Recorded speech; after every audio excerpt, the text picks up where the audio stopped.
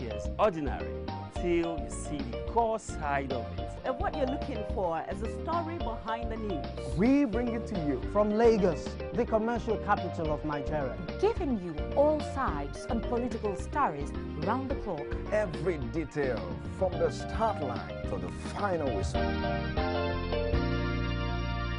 CoreTV News, expanding your view.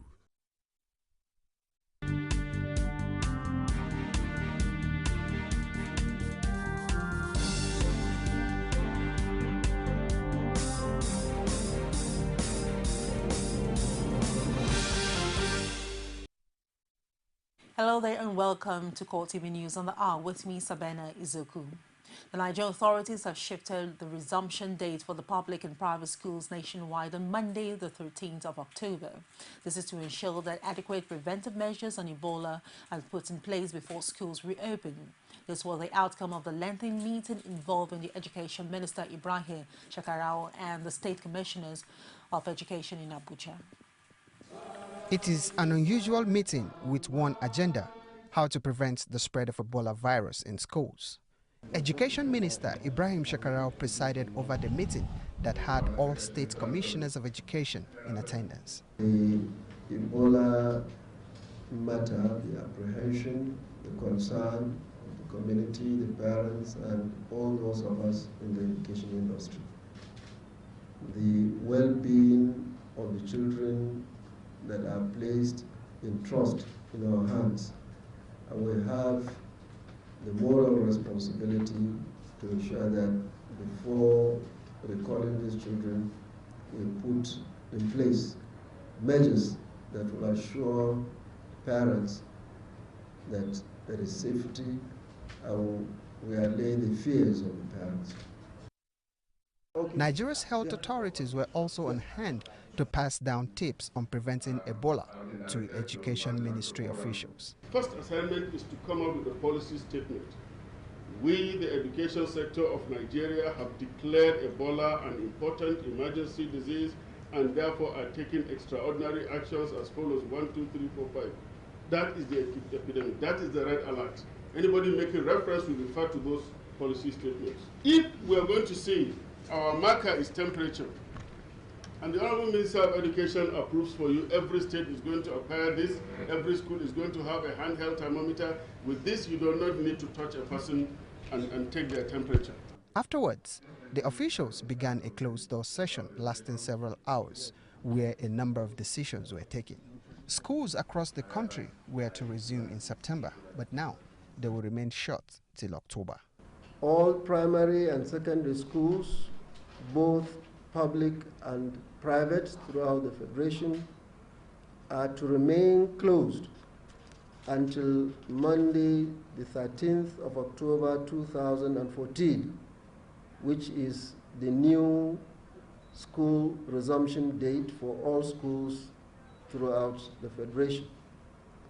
This is to ensure that adequate preventive measures are put in place before the students report back to school.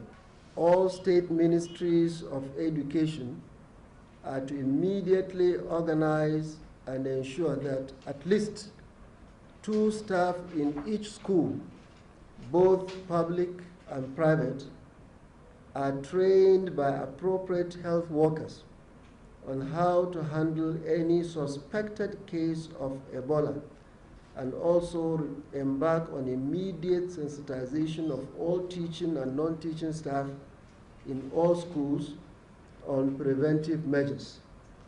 This training of the 2 staff must be concluded not later than the 15th of September 2014. In addition, the state governments are to ensure that all public and private schools put some measures in place before resumption. All primary and secondary schools, both public and private, should be provided with a minimum of 2 blood pressure measuring equipment by the state ministries of education. The state ministries should determine the number of such equipment required and forward same to the Federal Ministry of Education not later than 1st September 2014. The Federal Ministry of Education will liaise with the Federal Ministry of Health to ensure that the appropriate equipments are procured. Nigeria's education authorities are prepared to sanction any school administrator that disregards the directive on new resumption date. They also plan to meet again on September 23rd to review the situation in all the states of the Federation. Nigeria now has only one known case of Ebola virus 38 days after the disease was brought into the country by late Liberian American Patrick Sawyer. This is because 2 of the remaining patients have been discharged from the isolation ward in Lagos. Health Minister Oyebuchi Chukwu disclosed this at a press briefing in Abuja.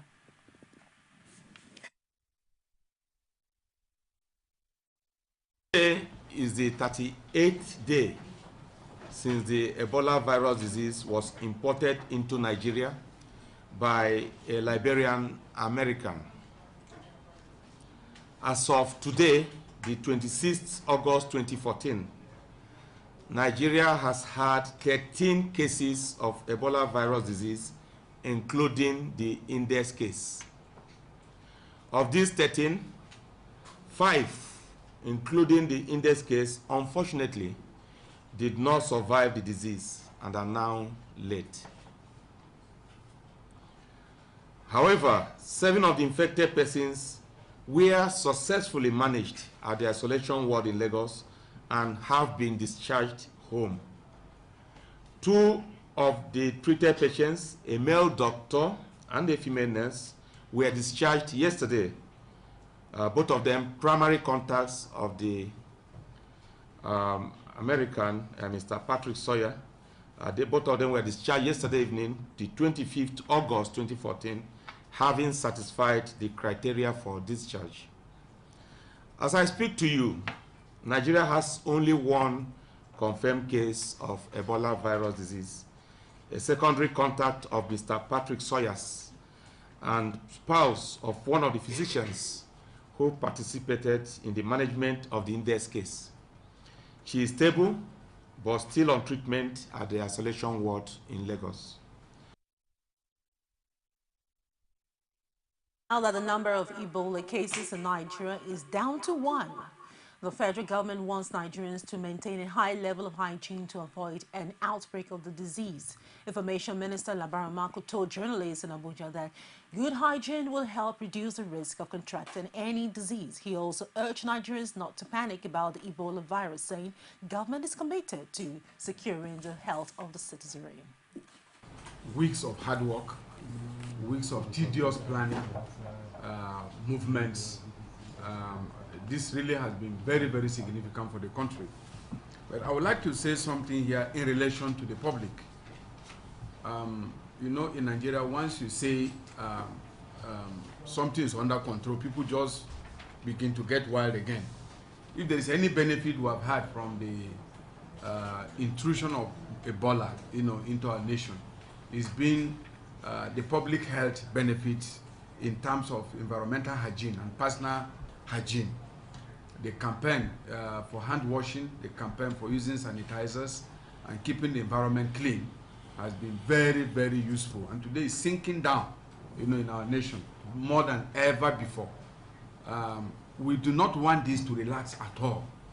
I believe this is something that should go on beyond the Ebola epidemic, because, like it's been noted here, there are other diseases that we have been preventing as a result of the personal hygiene campaign, especially hand washing, which has been on a long time ago. Just that it got more emphasis as a result of the Ebola epidemic. The Lagos state government has again provided status updates on efforts aimed at curtailing the dreaded Ebola virus disease. The State Ministry of Health reiterates the collaborative containment and case management efforts of the state and federal government at a meeting with journalists in Lagos. Anita Fatunji has more on this.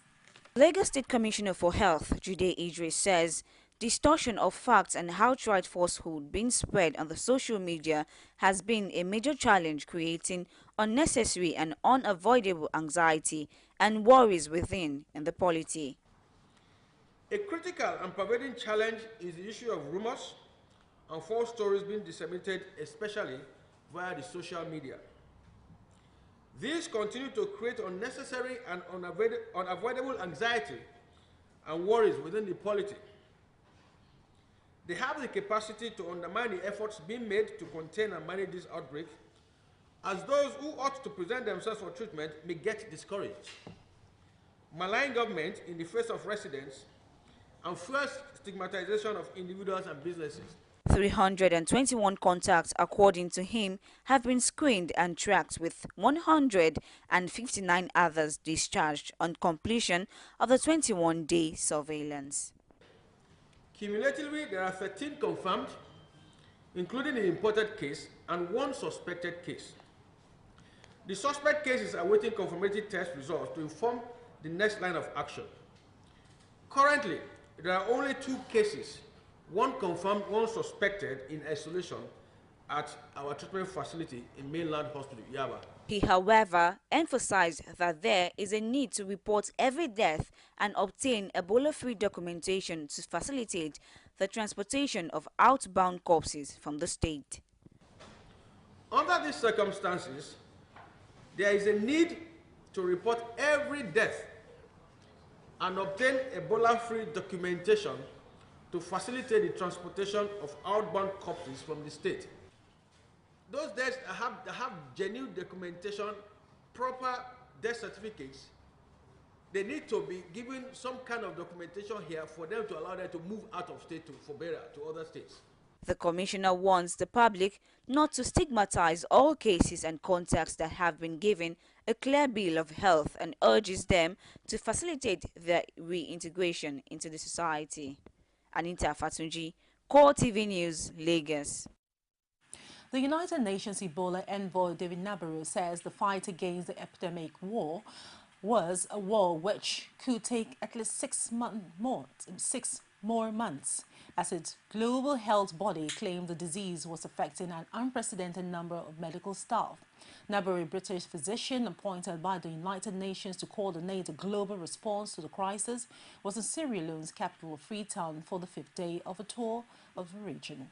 Ebola, it's not a battle, it's a war that will require everybody working together, hard, effectively. I hope it will be done in 6 months, but we have to do it until the job is complete. I'm obviously doing everything I can to combine my understanding with a really strong request to everybody: help us find a way to continue having airlines fly into the capital cities and the provinces of the affected countries. The purpose of this visit was to understand the nature of the outbreak as it is now, and to identify ways in which the response can be stepped up so that the outbreak can be stopped as quickly as possible. Findings are as follows. It appears that the outbreak is still advancing, and it's advancing in many parts of the country. The way to stop the outbreak is well known here by everybody in government and in the partners. But the response is complicated. UN officials have pledged to step up efforts against the lethal tropical virus, which has affected more than 2,600 and killed 1,427 since the start of the year. President Goodluck Jonathan led members of his cabinet to pay tribute to former Information Minister Dora Akunyili at the Requiem Mass, the Mass which was held at Our Lady Queen Pro Cathedral, Area 3 in Abuja. also had former head of state Yakubu Gowon in attendance. Speaking at the event, Jonathan described the late Akunyili as the embodiment of selfless service. Today, our dear sister Dora has left us, but to my brother, Dr. Akunyili, I've also listened to Bishop Cooker's sermon on the virtues of a good wife, characteristics of husband. We have to thank God for my children, the children of our late sister. Yes, we are mourning your mother. It's not easy for you to lose such a mother, but you should be very happy because our works, our interactions with men have given you an identity that silver and gold cannot give you. Her addressing, she's a Nigerian woman wherever she goes. Her character and disposition, her love and passion for the country is a lady that will hardly leave our memories. Let me also condole my countrymen and women, because Dora is one of these few Nigerians that have made the whole country proud.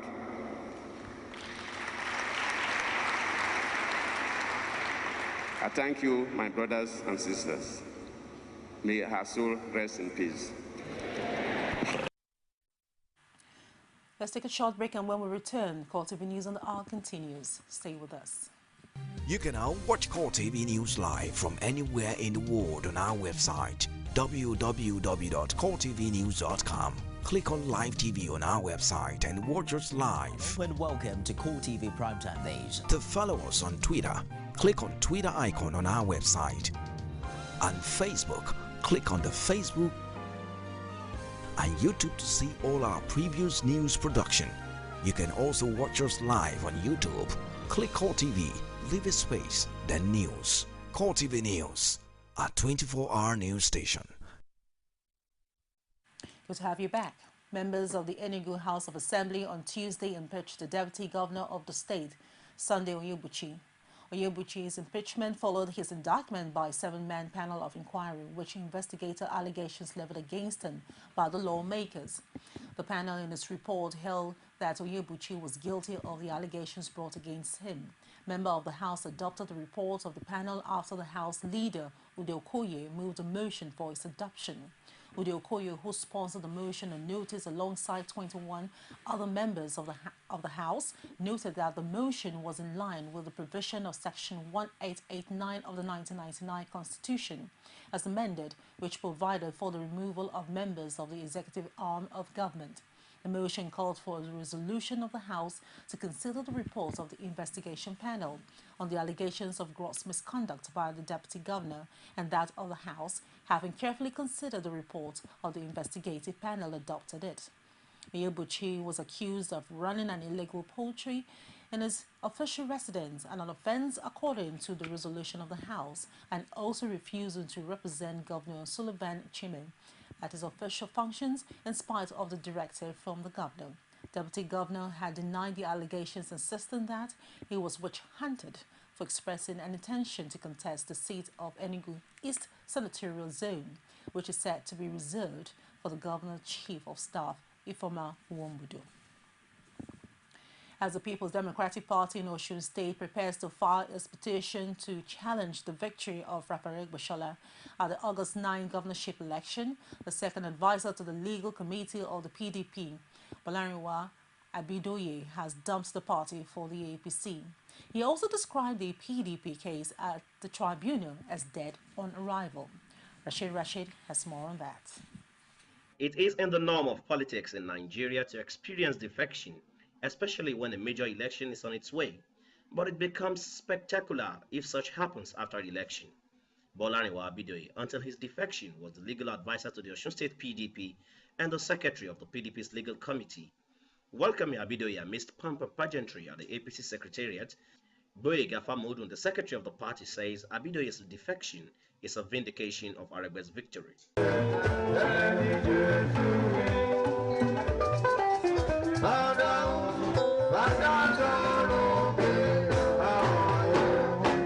He's joining the party for what the party is. and what the party has achieved. Abidoye has been a politician in the state, and he has been watchful of what has been going on before, during, and after the election. So his coming over to us today is a vindication of what we have been saying. It's a testimony to the hard work of Ogbeni Rauf Aregbesola. B. Adelowo, the chairman of the APC in Osun, says the coming of Abidoye is a homecoming for the former legal advisor, as this points to his progressive mindset. If the legal advisor of the party, PDP, is coming to us and he's telling us this is the truth, that there's no point going to the tribunal to waste his own time, that I'm coming over to join the party, good party, that I want to join government that's going to develop this state. So it's not just, it's not a pushover person. Not somebody is joining the party for the based on its principle, based on the fact that the PDP lost the election, guaranteed. And this is the party that won the election. That let me go and join and make the states for better. As the PDP heads for tribunal, Abidoye says PDP loss in August 9th election is natural. Thus, its loss at the tribunal is imminent. With the result of the election, it is clear, convincingly clear, that some people have spoken. It is left for the tribunal to determine. But what I know very well is that cases in court are not fabricated. They are placed on facts and figures. The facts and figures on ground shows that Ogbeni Rauf Aregbesola has won convincingly with people's vote and genuine vote of some people. And I think whatever the decision of the tribunal will be at the end of the day should not be discussed at this level. But what I know is that nobody can fabricate anything at the tribunal level. With an arrowhead like Abidoye abandoning the PDP challenge at the tribunal, one can only imagine the outcome of the case the party intends to file to challenge Aregbesola's victory at the August 9th governorship poll. Rashid, CoreTV News, Oshogbo. Meanwhile, the Osun State People's Democratic Party has described as unfortunate the defection of its former legal advisor, Bolarinwa Abidoye.